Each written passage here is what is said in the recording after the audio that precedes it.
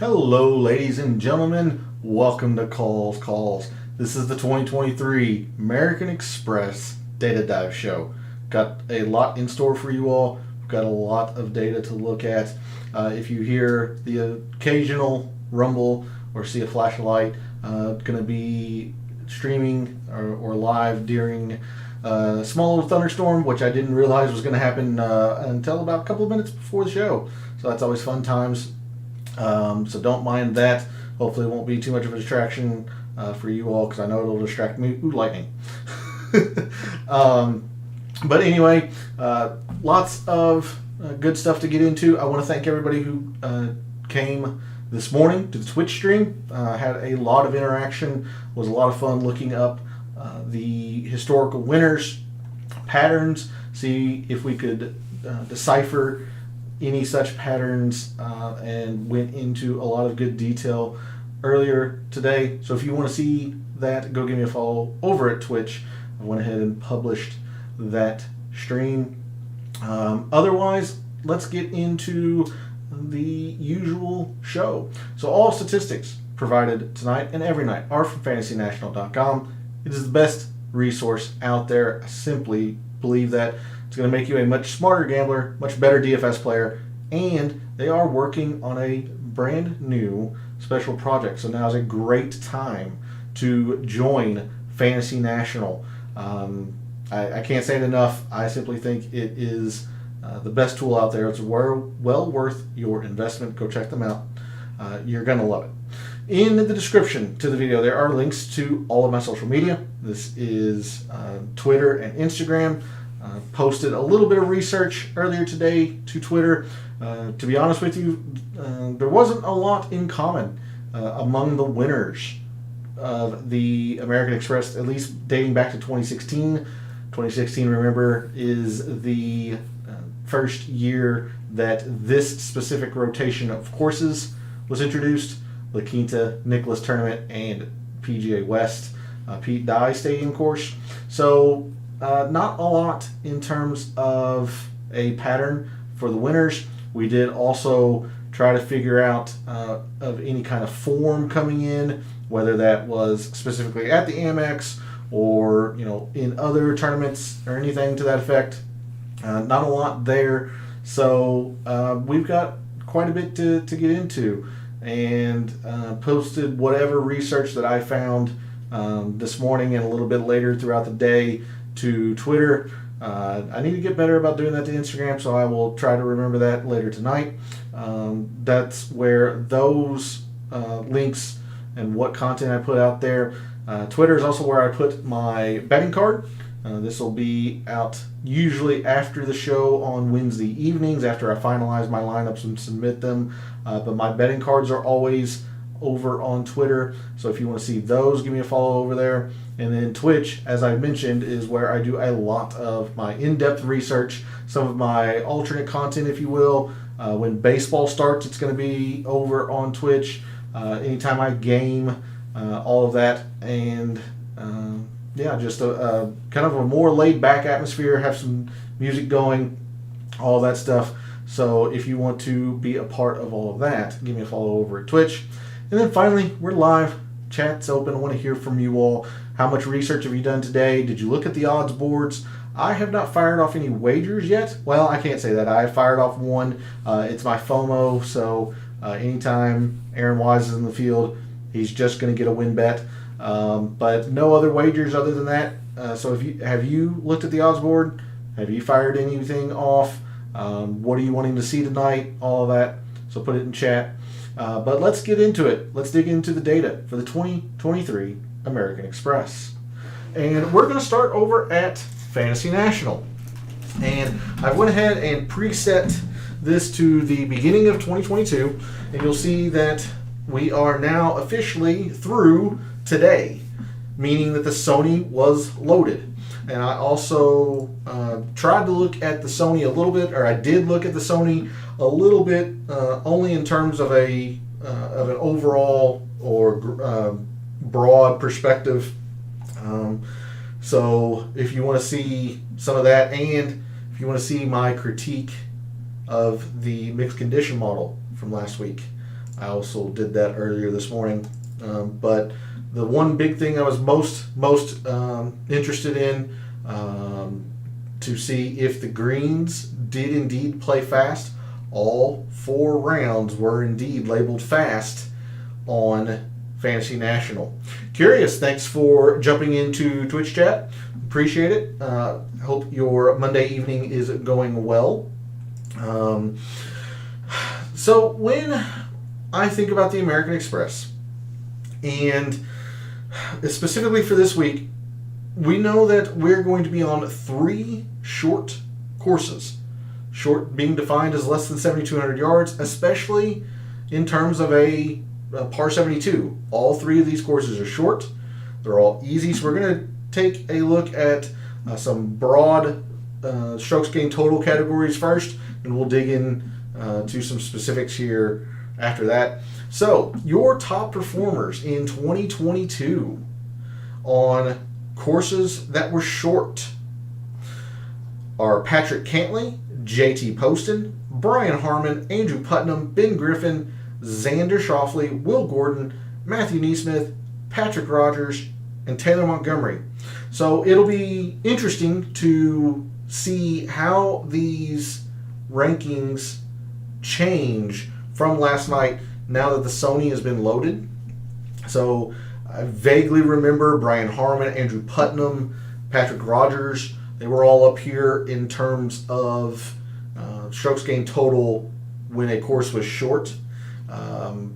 Now, if we look at when a round was easy, which is where we're going to next, we will see that the top 10 from 2022 plus the 2 tournaments so far in 2023, those players are Tom Kim, John Rahm, Patrick Cantlay, Tom Hoagie, Tony Finau, Andrew Putnam, Will Gordon, Scotty Scheffler, Brian Harmon, and Cam Davis. So already some overlap. Patrick Cantlay, again, probably no surprise, one of the premier players on the PGA Tour, premier players in the world, so no surprise that he is overlapping on a few of these metrics. Andrew Putnam always enjoys or plays his best golf when it's easy. He's also much better when it is short. So he is overlapping on both of those metrics and filters.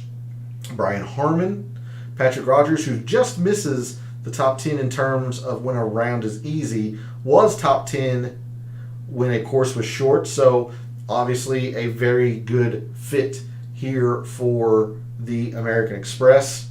Will Gordon, I think, might have been top 10 on short courses as well. JT Poston, not too far down. Taylor Montgomery's up here. Xander Schauffele's up here. So you've got quite a bit of overlap between the 2 filters, short and easy. Another aspect that I want to look at, and I'm going to have to increase the timeline here, we're going to take it all the way back to 2021. But these greens have never been anything other than average when we have gotten the measurements. And we won't get measurements most of the time for La Quinta and the Nicklaus Tournament course because we don't have ShotLink. But every single round has been average that we have gotten for every course, every round here at the American Express. So because of that, I am going to focus on average speed Bermuda greens. And again, last week we had some discussion, try to talk through whether we thought the greens were going to be average or fast. No such debate this week.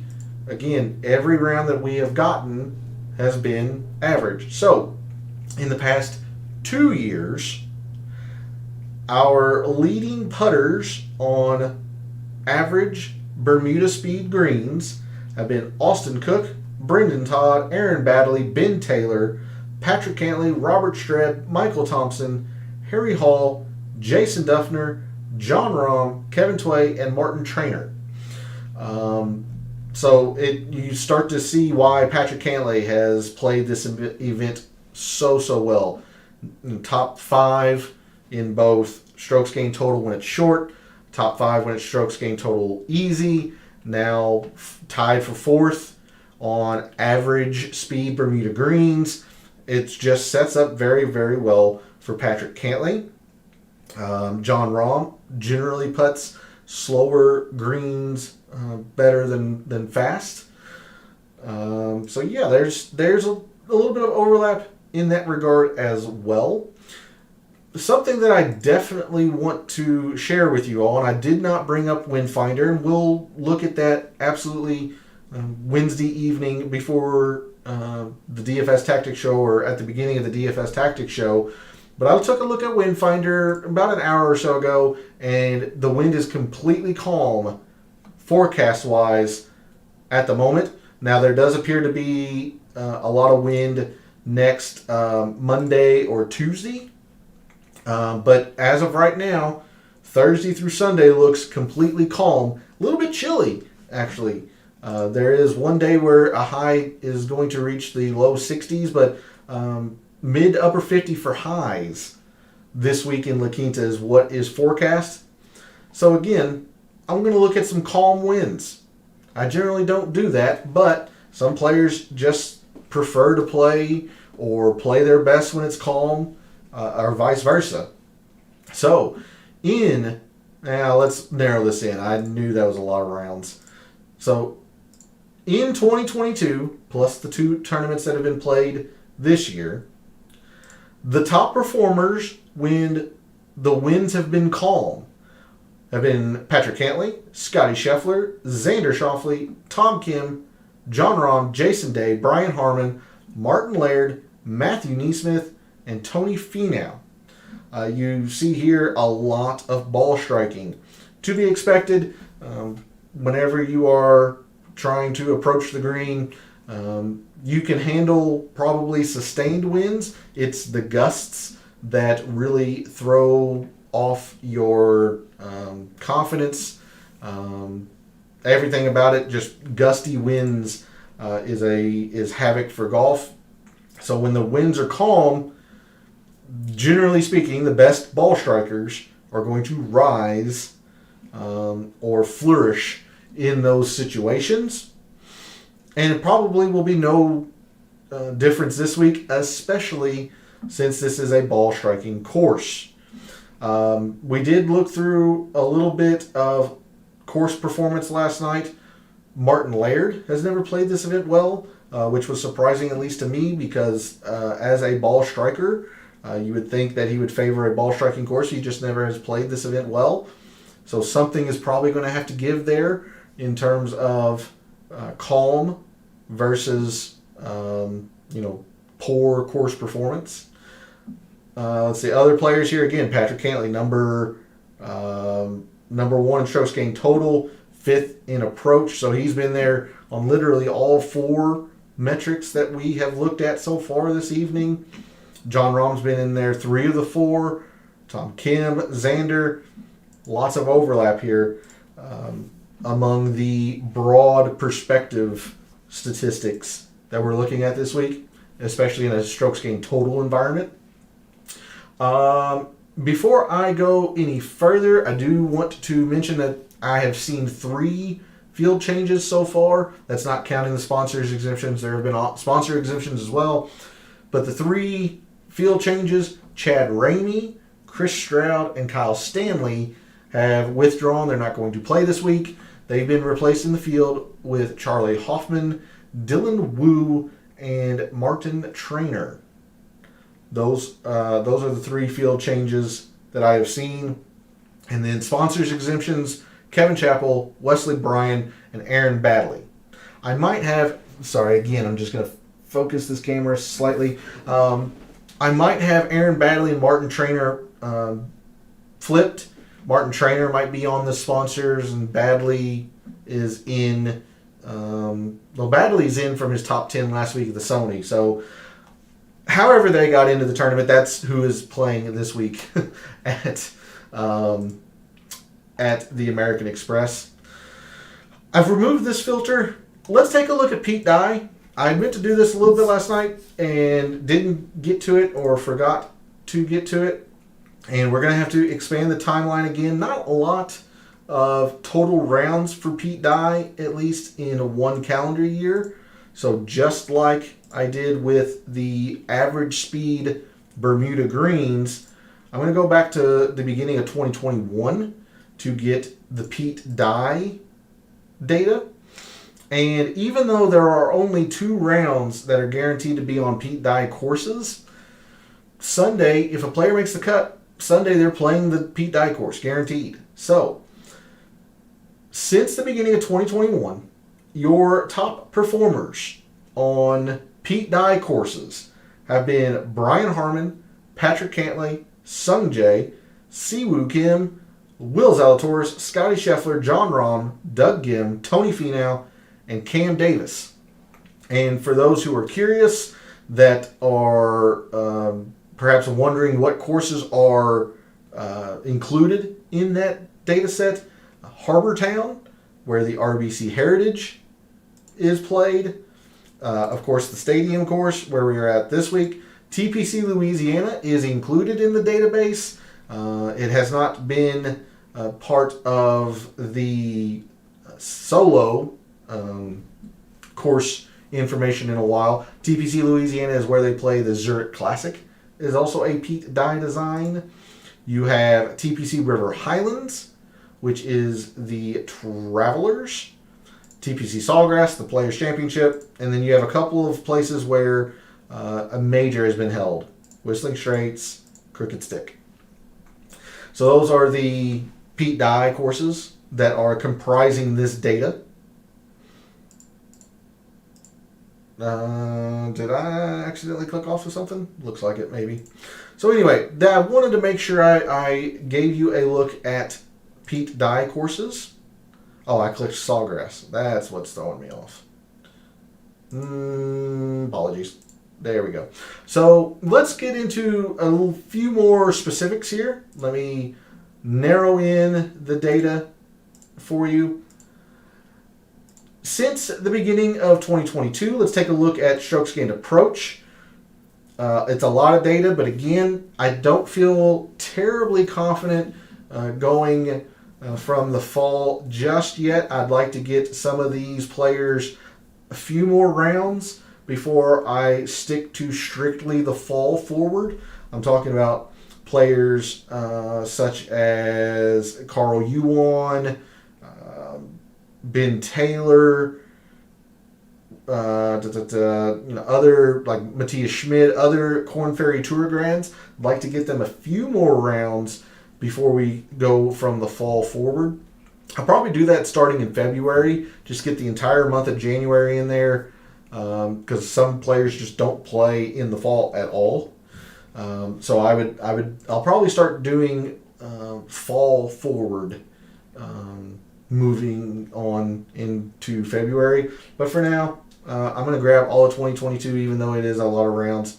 Anyway, our top strokes gained approach players in 2022, plus the 2 tournaments this year, have been Tom Hoge, Will Zalatoris, Scotty Scheffler, Tom Kim, Tony Finau, Russell Knox, Xander Schauffele, Matthew Neesmith, Mark Hubbard, and David Lipsky. So again, quite a bit more overlap here among some of these names. Xander Schauffele, Matthew Neesmith's now popped a couple of times. Scheffler, Tom Kim. So hopefully these are some of the names that have risen to the forefront of your mind for any of the research that you have done today. I think that's going to do it in terms of a kind of an overview or even a review from last night. Let's move on to birdies and bogeys. And for this, we're going to look at some previous leaderboards. Not too many, especially when we get to a couple of specific stats, but always does. It doesn't hurt to look. And plus, when we go to Microsoft Excel tonight, I will make sure we look at some course comparison type data. Did not do that last night. I realized it after the show, so I'll make sure to do that this evening. But you look at last year's American Express, and there's going to be a theme among the players in terms of birdies and bogeys. You see the winner 10.5 to essentially negative 1/2. That's quite a bit of a gap, but birdies gained in the lead. Hoagie, very, very similar, but still slight birdies lead. Lonto Griffin, birdies. Hodges, pretty much equal. Brian Harmon, quite a bit more in the birdies. Molinari, quite a bit more in the birdies. Will Zalatoris is an outlier here, more bogeys, but you can see of the players that finished in the top 10, only Will Zalatoris was drastically higher in bogeys avoided versus birdies gained. It's that way throughout majority of the years. All three of these courses are easy. You're gonna have to go get your birdies as opposed to avoiding the bogeys.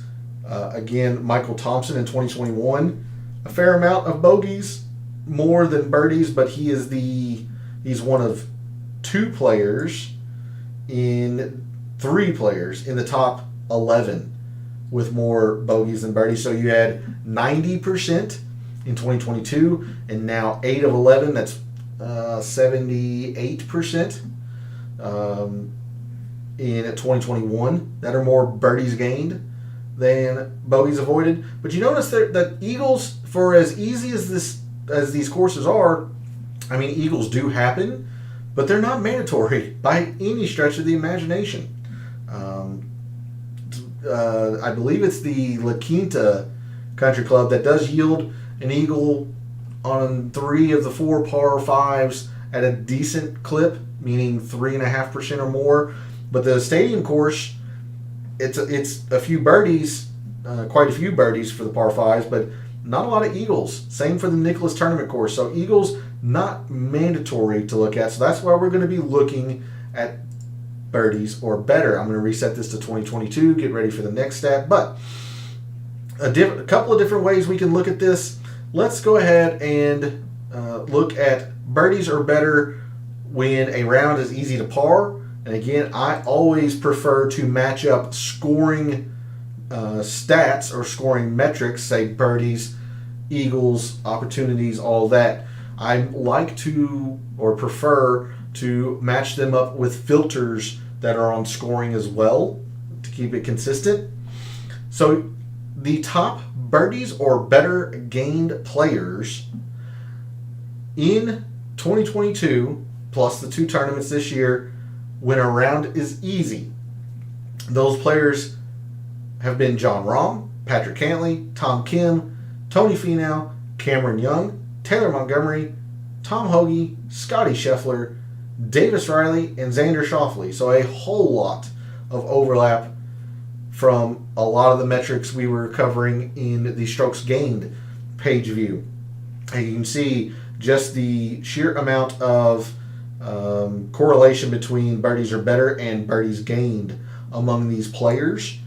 Almost all of them are in the top 10 in birdies gained as well. Now, Tom Kim, very adept at eagles when it's easy, for what it's worth. Taylor Montgomery, very adept at eagles when it's easy, for what it's worth.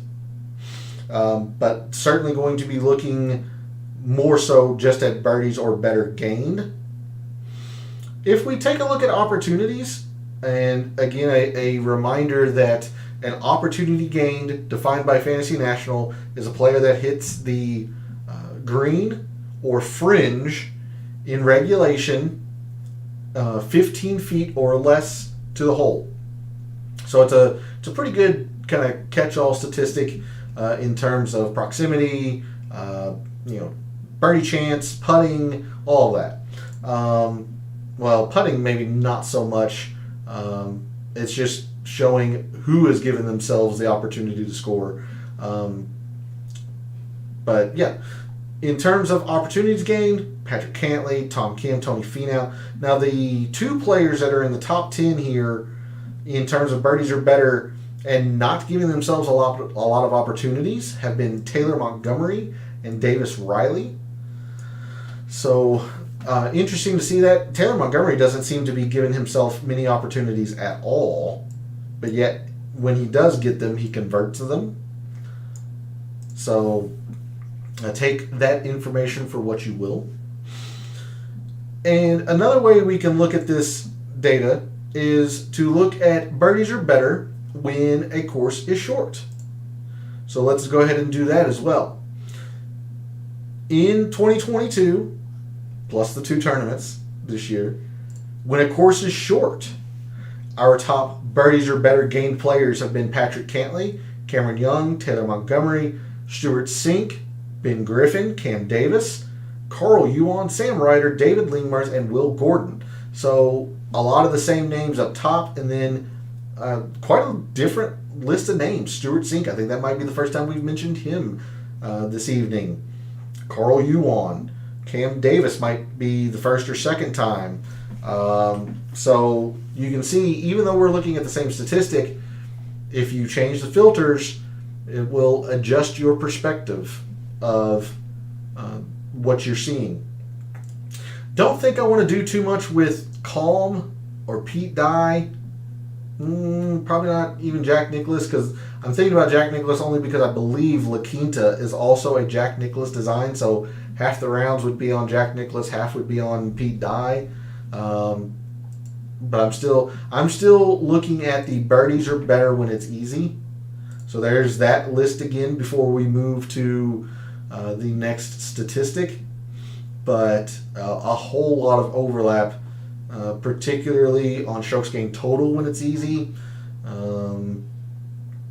Let's see. A lot of your ball strikers here again from the strokes gained approach leaderboard or rankings list, if you will. But certainly a lot of attention is going to be paid to the birdies or better this week, again, for the 3rd straight week to start 2023. We'll move to fairways and greens, and we talked about this a little bit last night, how in Fantasy National, we go to the breakdown, off the tee, somewhat high in terms of strokes gained total, especially for the winners. However, when you come down here, accuracy was lower than the average tour event. Distance, particularly for the stadium course, lower than the average tour event, so something wasn't adding up there. We move to last year's leaderboard and go to the driving statistics. And off the bat, we'll look at the top 21, just convenient for ties here. Up near the top, distance is something. If you have distance, it's certainly going to give you an advantage here. You don't have to have it to succeed. Denny McCarthy, Brian Harman's never going to be long. Tom Hoagie was essentially close to field average in terms of driving distance. But there is quite a bit of green. Now, at the upper end of the leaderboard, you got a lot of good drives gained in greens regulation. So let's kind of sort on this, see if we can't decipher if there is a lot to uncover here, or if this is going to be another week where off the tee is kind of forgotten. And when we sort on the leaders of driving distance, I mean, there's a ton of missed cuts up here. So that doesn't seem to be very strong. Fairways? Not really. You got a few missed cuts, some middling finishes, good drives. Again, it's a little bit stronger than fairways because you have a few of these upper echelon finishes, third, winner, second, sixth. But you got some miscuts scattered among there as well. Greens, kind of the same. The miscuts are a little bit lower now, but not a lot that gives away anything that would say it is extremely important. We move to 2021, and the fairways and the greens. Again, a whole lot of greens in regulation in terms of players that are at the top of the leaderboard. Highlighting the top 15 here, only one was negative in terms of greens in regulation. Distance was a bit more hit and miss. Driving distance sorted. Now see, this is, I wouldn't say strong, but you have your cut makers up here. Then you start running into the miscuts, but a decent little run of cut makers plus Tony Finau's excellent 4th place performance. Fairways, again, a run of cut makers, good drives. It seems like this has been the strongest between both years. Now you do have the miscut from Scotty Scheffler, the miscut from Lucas Glover down here, but in between there and above them, some pretty good finishes. 5th, a 1st, top 15, a 4th, 5th, a little bit lower. So of these, it looks like the good drives gained has been the most important, but it's not the direct correlation or very strong. Whereas greens in 2021 is pretty darn strong. Pretty darn strong here. You do have a middling finish from Sam Ryder, middling finish from Roger Sloan. Everyone else that I've highlighted is a 21st or better. Okay. Let's see if we can see 2020s and figure out if greens in regulation are indeed the metric we want to see. All right, that's pretty much 3 for 3 in terms of the players that have finished high on the leaderboard. This is the top 16. Only one, again, was negative in terms of greens. Only one was negative in terms of good drives. And distance played a little bit more of a factor. I'm going to sort on greens. Yeah, it's starting to get a bit more strong. So perhaps 2022 was a bit of an outlier in terms of the lack of importance in greens and regulation that year. But pretty strong here when your top 5 of your top 6 finishers are, top 8 in greens and regulation gained. It's pretty strong. Good drives. Very strong as well. So I'm starting to think that it might be the greens and the good drives.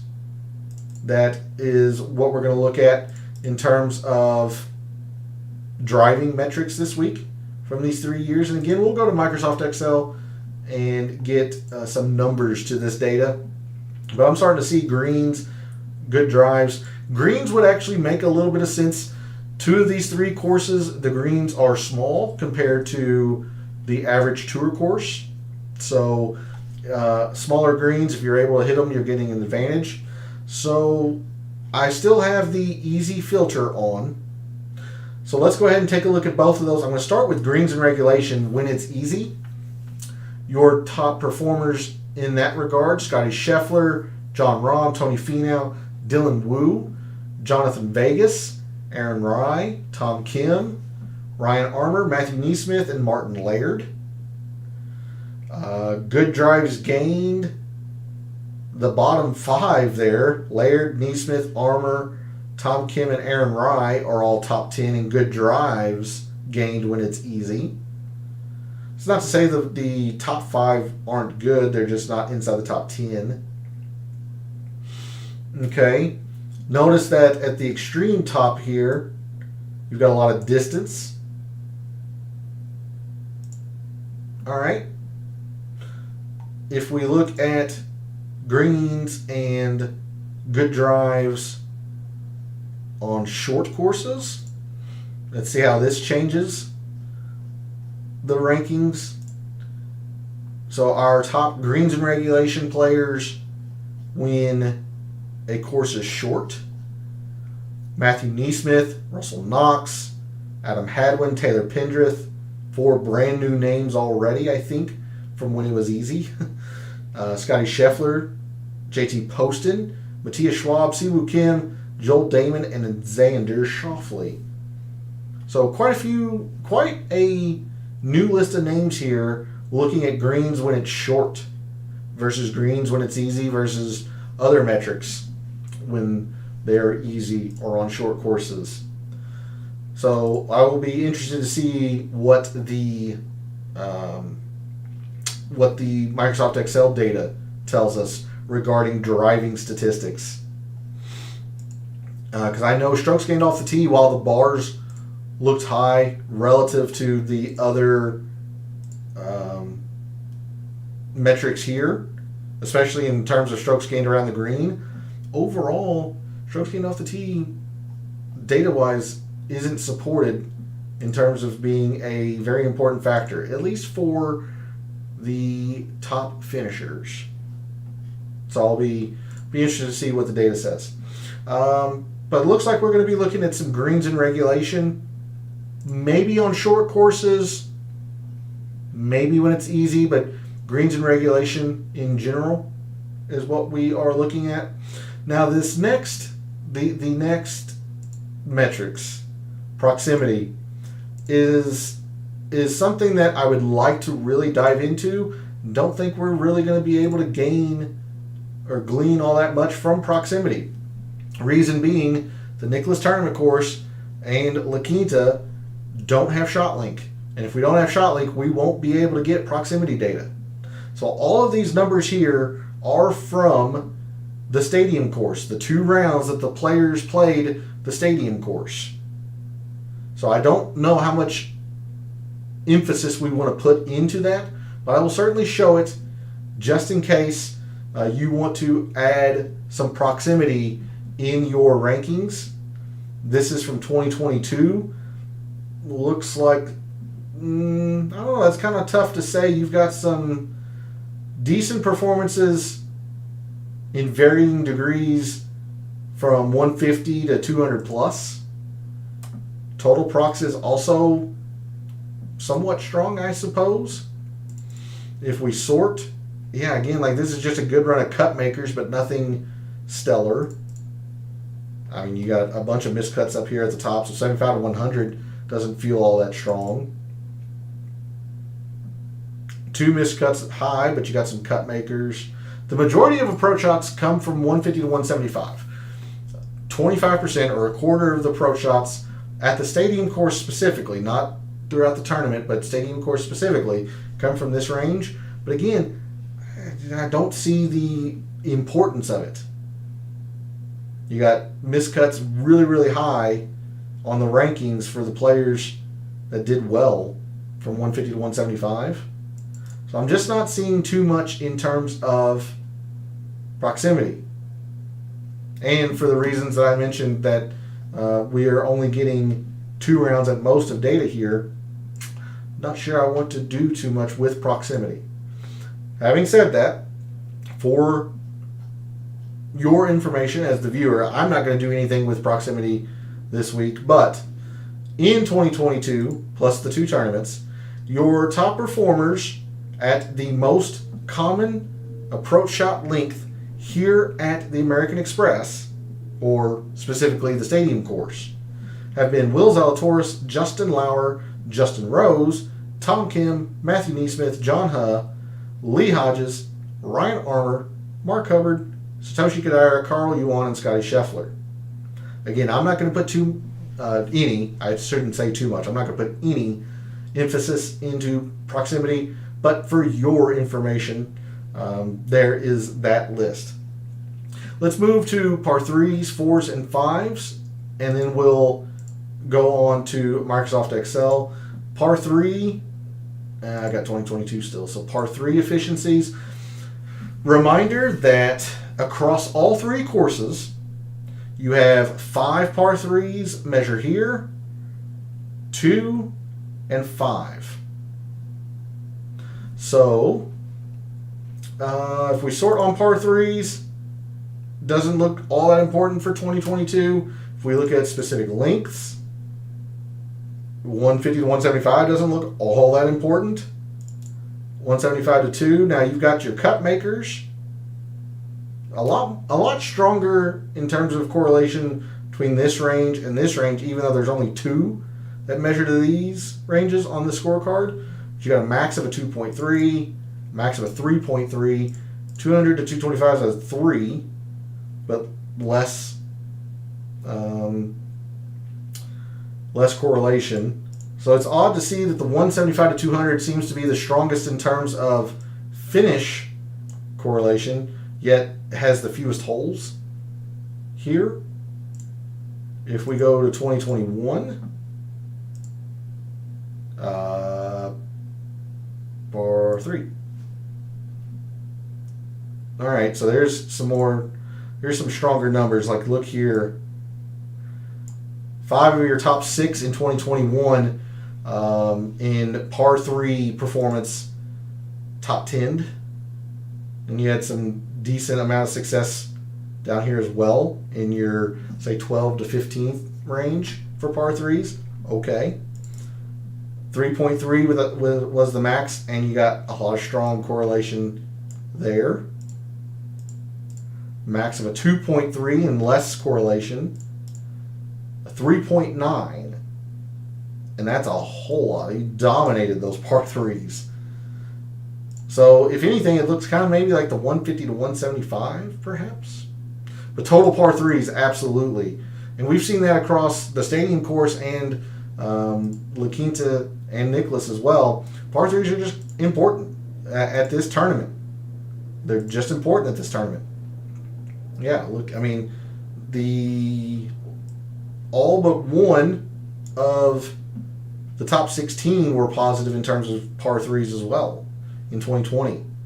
That doesn't look like they were as big of strokes gained numbers, at least from the players that ended up high on the leaderboard.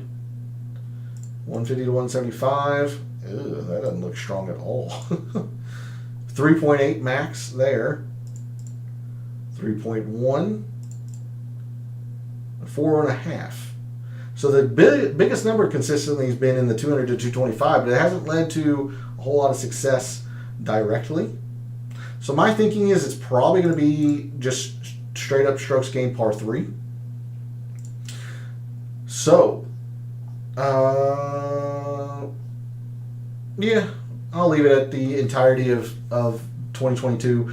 The top par 3 performers in 2022 in par 3s: Tom Kim, Cam Davis, Will Zalatoris, Grayson Sigg, Stefan Jaeger, Xander, Siwoo Kim, Taylor Pendrith, Scotty Scheffler, and Tom Hoge.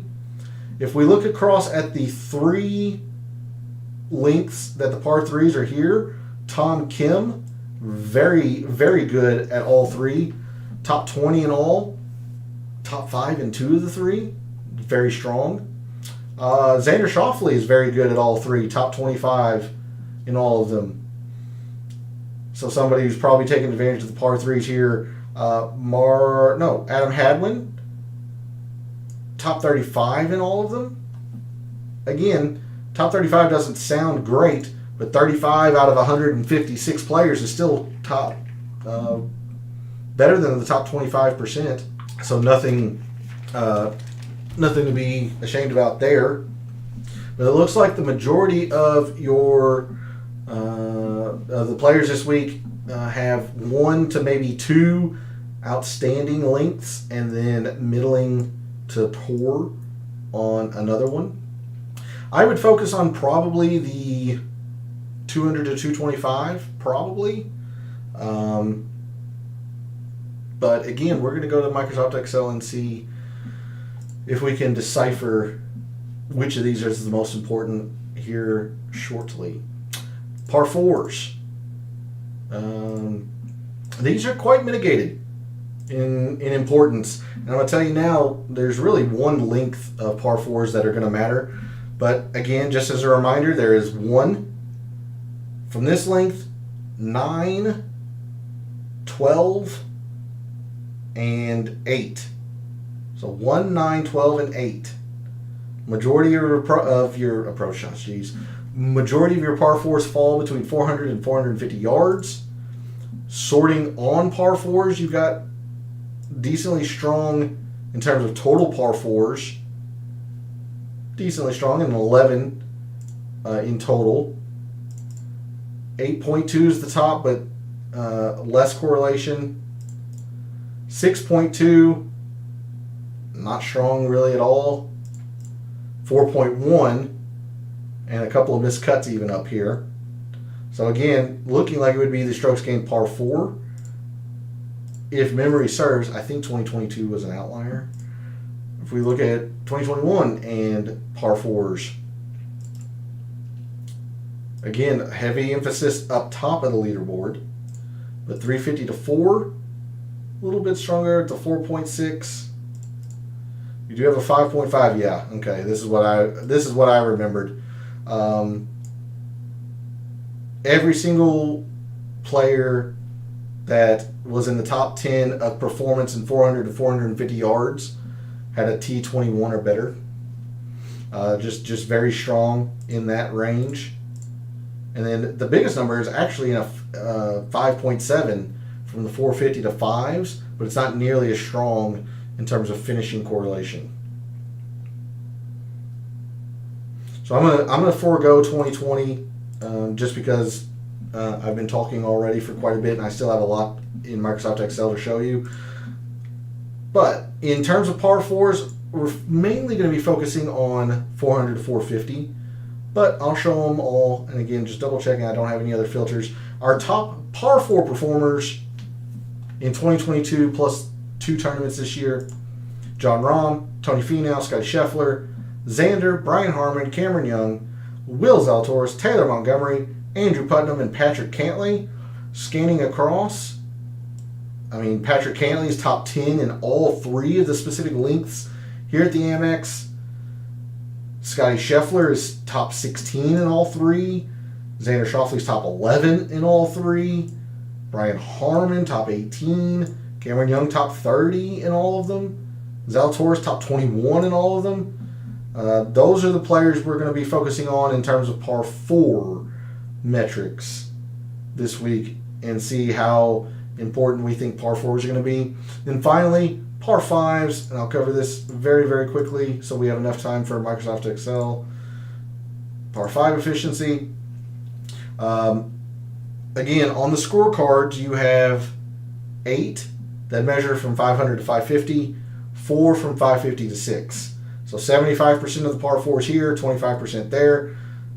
Some fairly big numbers in terms of strokes gained par 5 to some modicum amount of correlation for sure, at least in 2022. You got a 5.5 there and a 3.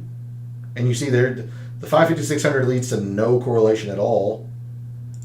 550 to 6, a little bit stronger, I suppose, but these missed cuts certainly hurt it. Let's check 2021.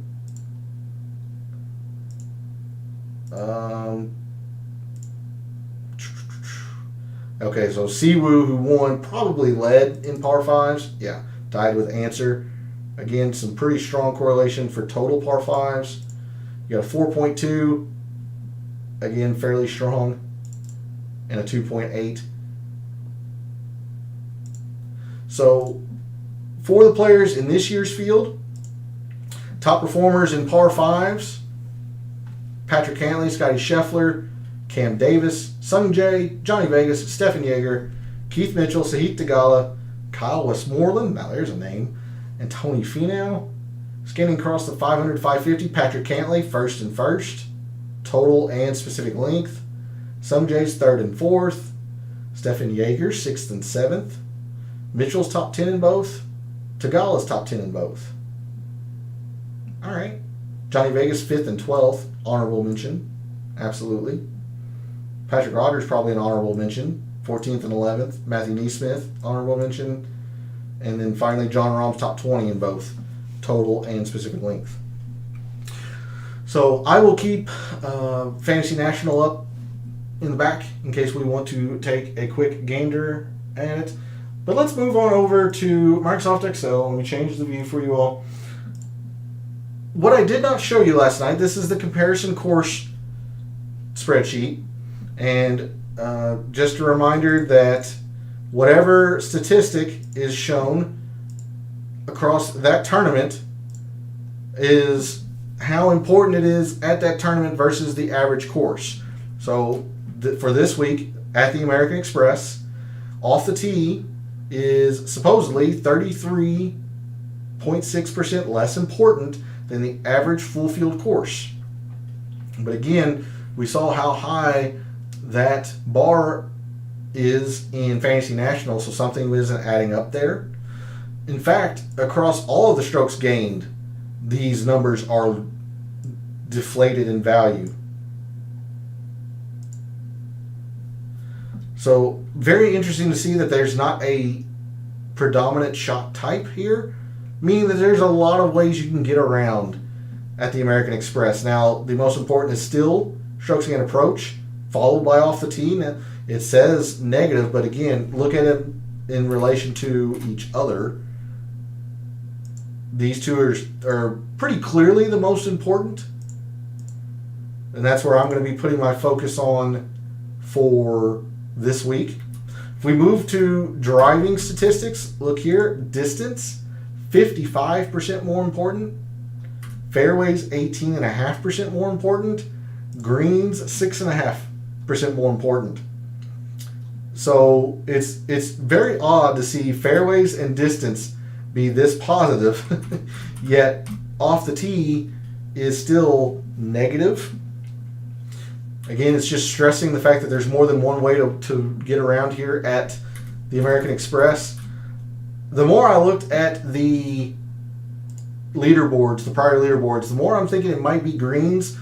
And again, it makes sense. These greens, 2 of the 3 courses, their greens are smaller than the average tour green size. So I'm thinking greens in regulation. But I'd be interested to hear your take. Put it in chat or put it in the comments. But I'm looking at greens in regulation. I could also be looking at some driving distance. I might be looking at some driving distance, although it's not mandatory here. We looked at this last night, and I'll refresh your memory here in a little bit. Some of the top performers at the Amex year over year have been longer hitters. So it certainly doesn't hurt. But I know I'll probably be looking at some greens. We talked about this quite a bit already, but I mean, birdies, 23.1% more important here. It's just a fact of life. You've got to go and get the birdies. Not a lot of eagles here. It is exactly full field course average. Bogeys are 18% less important. You've just got to go and get the birdies. Par 3s, 17% more important. Makes a lot of sense. We saw that graph for the stadium course. It mirrors it at Nicklaus Tournament course as well. Now, La Quinta, slightly bit different. La Quinta really emphasizes the par 5s because they're very, very easy eagle opportunities. But for the Nicklaus Tournament course and PGA West, the stadium course, par 3s have some elevated significance. 150 to 175 looks drastically like it looks like a drastic outlier to be that high. And in fact, I mean, not every single course has a 150 to 175. Not every course has a 175 to 200 either. But majority do have 200 to 225 yard par 3s. So to see a 73% there is saying something. But you can see not every course has a 150 to 175. So in fact, let me go to the detail page here real quick. See if we can't find out if there's an outlier in here and look at that.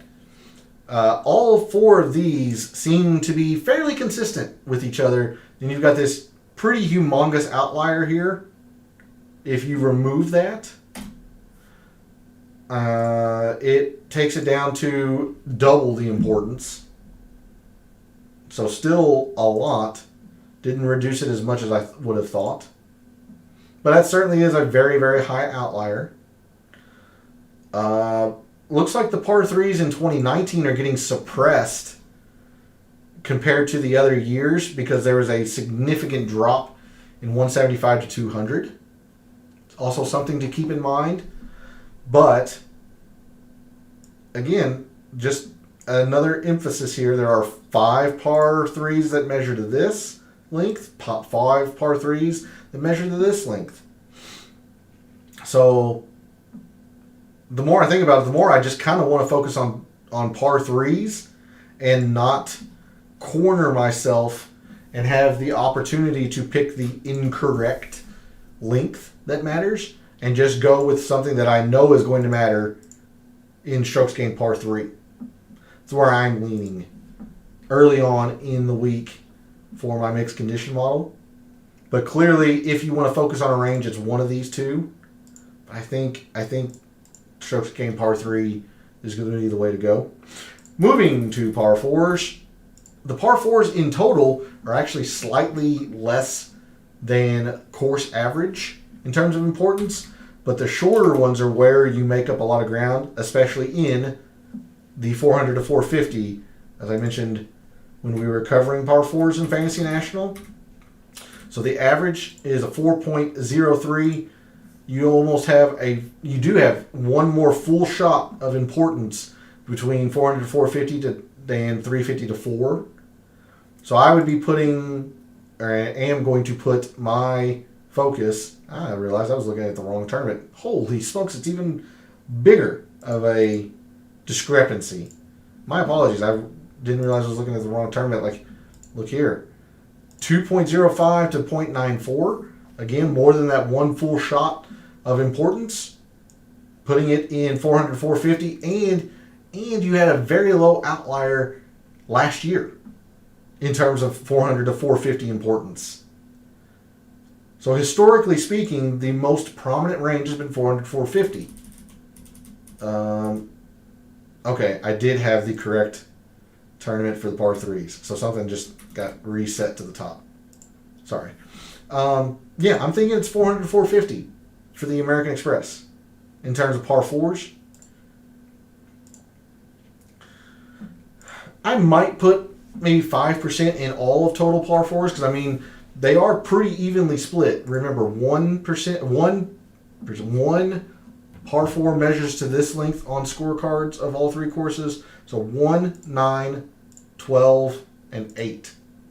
1, 9, 12, and 8. So, I mean, yes, the majority of par 4s measure into these shorter distances, but it's not like there are no 450 to 500s. There are a few.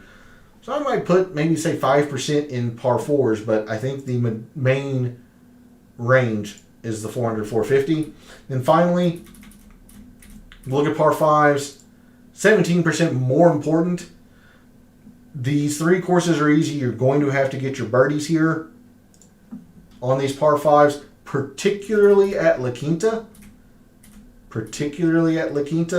Couple of fairly low. This is an extremely low outlier, but almost 3 shots or 3 times the importance. I almost said full shots. 3 times the importance. Almost one full shot more important, the 500 to 550s versus the others.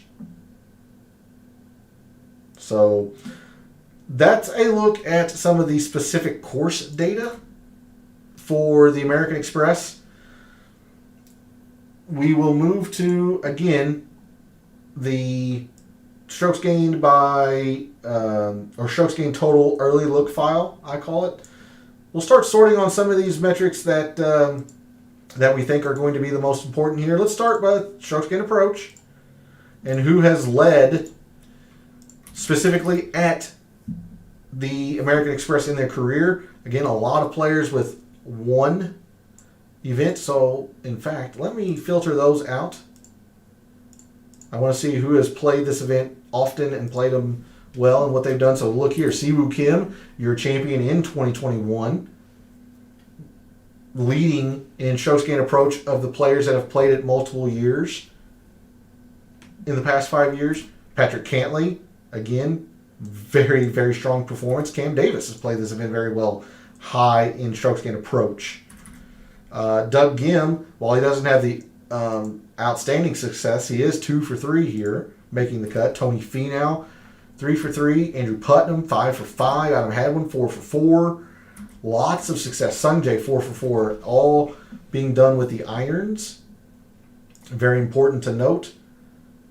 Let's look at greens. I think that's going to be a decent factor. And we'll kind of scan across to the driving distance. I am interested in seeing the driving distance. So, greens. And we'll go all the way to driving distance as well. Greens, Adam Hadwin, again, 4 for 4. Average of a 16th place finish. Very strong. He's played this event so very well. Tony Finau, the same. Look at his greens in regulation. Patrick Cantlay, Russell Knox, John Rahm, Andrew Putnam. This is where a lot of your year-over-year success at the American Express is happening, is in these greens in regulation. So, yeah, I'm feeling a bit more confident that we're going to look at some greens in regulation. Distance-wise, Hadwin's never going to be positive. Finau, Cantlay, Rahm. Putnam's never going to be positive, so understandable. Same for Chez Reavie. Maybe distance isn't as important as I'm thinking it to be, or making it out to be with that 55%. Very possible. We'll look at a couple more. Definitely going to do birdies. We'll do par 3s and probably par 5s.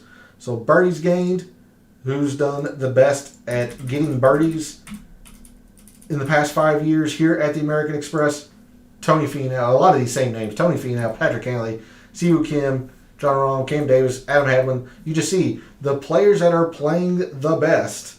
These are the metrics that they're doing it in. This is what's propelling them to these upper leaderboard finishes, these high finishes. Birdies gained, greens in regulation, strokes gained approach here, particularly at the American Express. Let's look at par 3s. I'm going to do par 3s total, then we'll do par 5s. Par 3s total. Interesting to see somebody new now. Dylan Fratelli, who's 1 for 2, but has done very well at the par 3s, and he's done it very well at the 2 ranges that you would expect, 150 to 175 and 200 to 225. But some more continued success. Sung Jae, Zach Johnson, who doesn't have the upper echelon finishes, but is still 4 for 5 at making the cut. Cam Davis, Kevin Chappell, Adam Hadwin, John Huh, Russell Knox, Andrew Putnam, Siwoo Kim. Yeah. Just strong. Just very, very strong.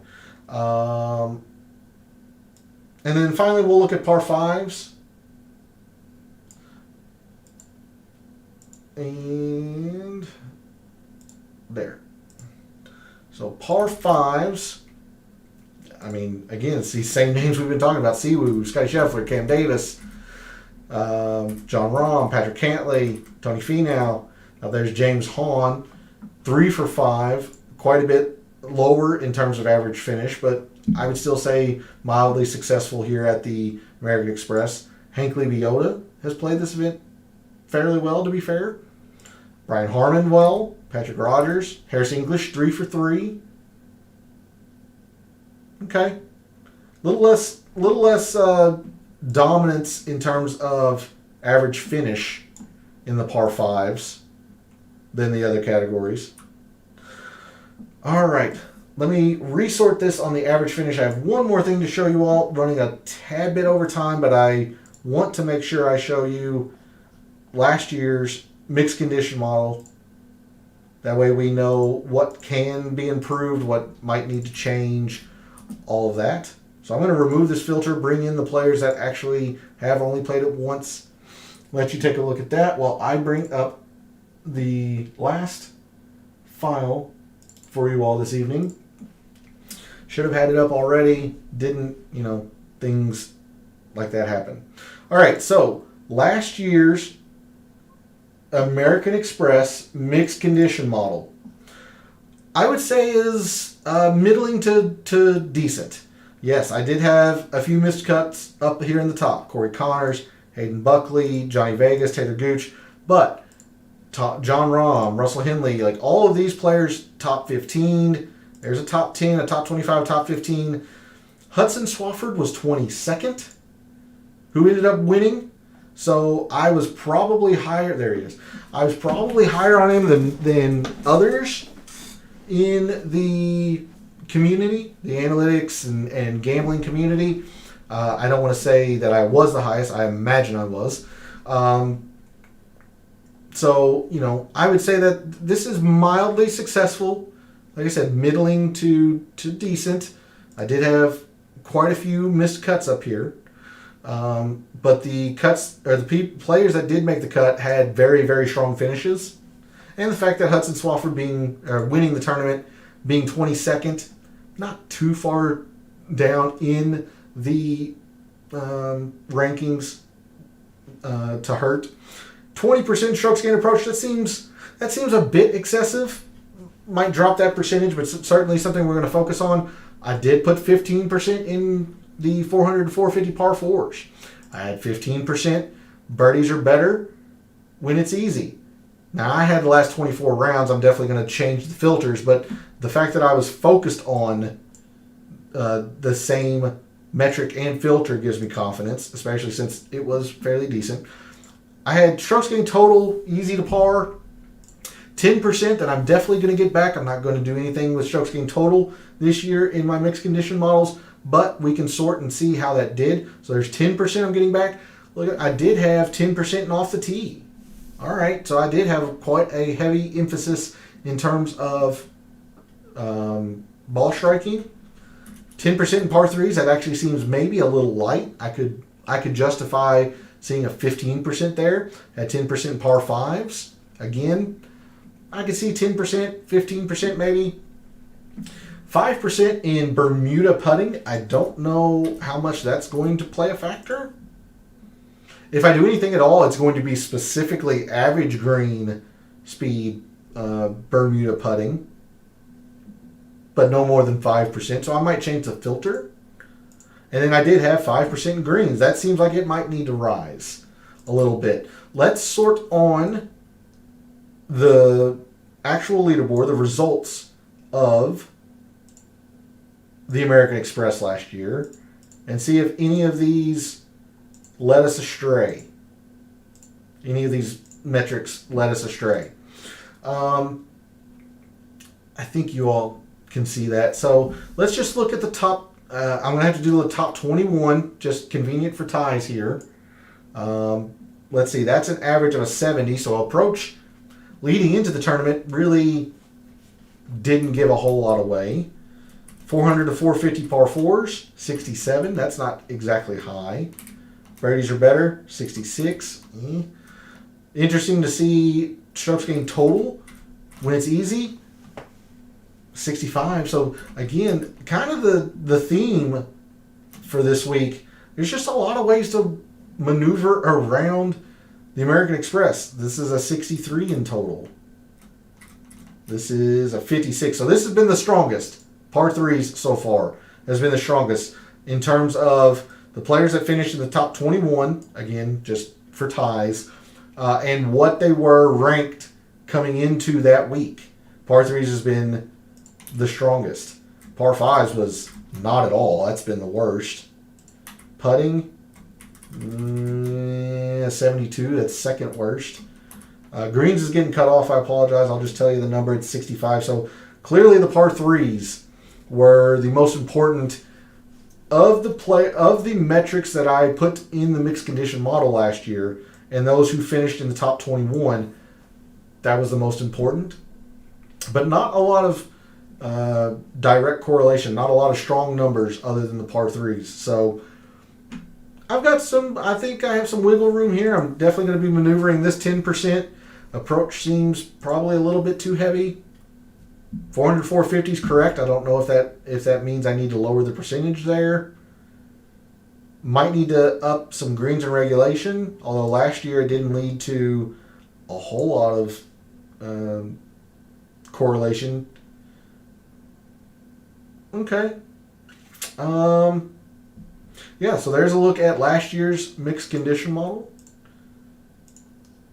And I will leave you out on this here, which again, just re-emphasis, is historic performance of the players here at the American Express in the past 5 years. Curious, thanks for jumping into Twitch chat again. Much appreciate the support. Thanks to everybody out there who tunes in, watches, supports the channel in the ways that you do, liking the videos, subscribing. It's all appreciated. Love what I do. A reminder that I will be live Wednesday evening for the DFS Tactics show, and then Friday evening for the Friday Night Chill stream, where we're going to do more weekend golf showdown content and hopefully get back onto the winning ways there after a putrid Sony Open weekend golf. So thanks again for everyone who tunes in and watches, for all of the wagers that you have made so far this week for the American Express, for any of the wagers you're thinking about making this week for the American Express. Until I see you Wednesday night for the DFS Tactics show, may all your bets be profitable.